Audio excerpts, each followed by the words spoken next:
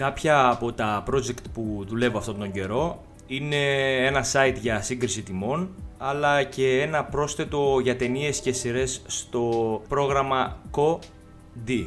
Το είπα έτσι γιατί μου είχε δώσει μια ποινή το YouTube σε προηγούμενο βίντεο που το είχα αναφέρει, γιατί το πρόσθετο αυτό που έχω κάνει αφορά την προβολή πειρατικού υλικού και δεν μου το επέτρεψε το YouTube. Στο description θα βρείτε περισσότερες πληροφορίες αν ενδιαφέρεστε να βλέπετε ταινίες και σειρές δωρεάν. Έτσι λοιπόν το project μου απαιτούσε ένα μηχάνημα το οποίο θα τρέχει 24/7, δηλαδή κάθε μέρα όλη μέρα. Και επειδή θα τρέχει συνεχώς, θα έπρεπε να ήταν μικρό για να μπει έτσι κάπου και να μην ενοχλεί μετά, μιας και η πρόσβασή του θα είναι απομακρυσμένη από άλλο PC, ενώ θα έπρεπε να έχει και πολύ μικρή κατανάλωση, έτσι, αφού θα δουλεύει συνέχεια. Η λύση που σκέφτηκα ήταν κάτι σε Raspberry Pi, οπότε και βρήκα σε πολύ καλή τιμή το συγκεκριμένο Orange Pi, το οποίο με τα 4 GB μνήμης που έχει με υπερκαλύπτει, μιας και το χρησιμοποιώ για να τρέχουν μονάχα κάποια bots και τίποτα άλλο. Και τα bots είναι κάμποσα βέβαια, αλλά με καλύπτει μια χαρά. Ωστόσο, επειδή το Orange Pi είναι πιο ευαίσθητο στις διακυμάνσεις του ρεύματος και επειδή η ΔΕΗ κάνει κάτι ξαφνικές διακοπές, έτσι αυτές τις στιγμιές, οι οποίες ωστόσο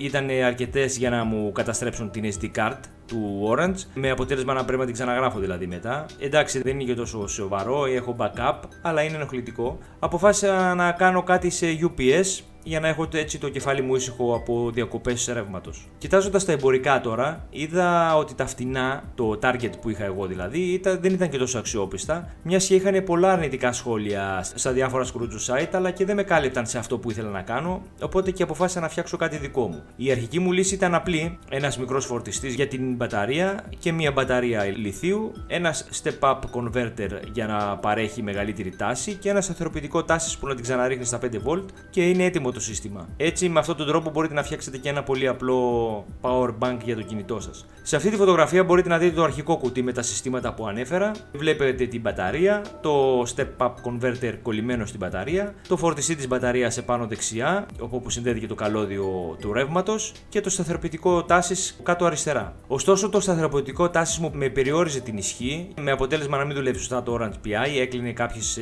USB εξόδους κτλ.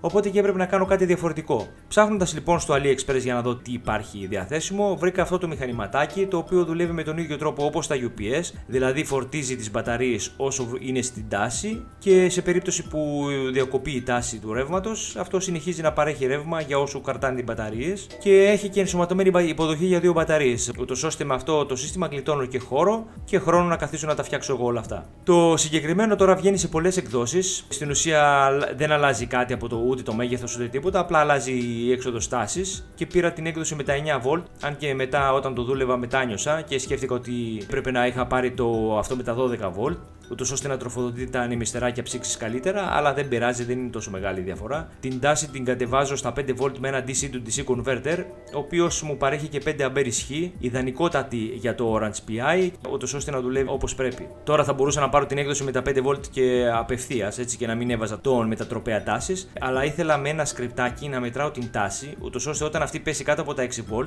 σε περίπτωση τώρα που υπάρχει διακοπή ρεύματος, έτσι, το Orange Pi να δέχεται εντολή και να τερματίζει τη λειτουργία του, ούτως ώστε να κλείνει με ασφάλεια και να μην κλείνει απότομα όταν αδειάσουν οι μπαταρίες και μου καταστρέψει την SD κάρτα.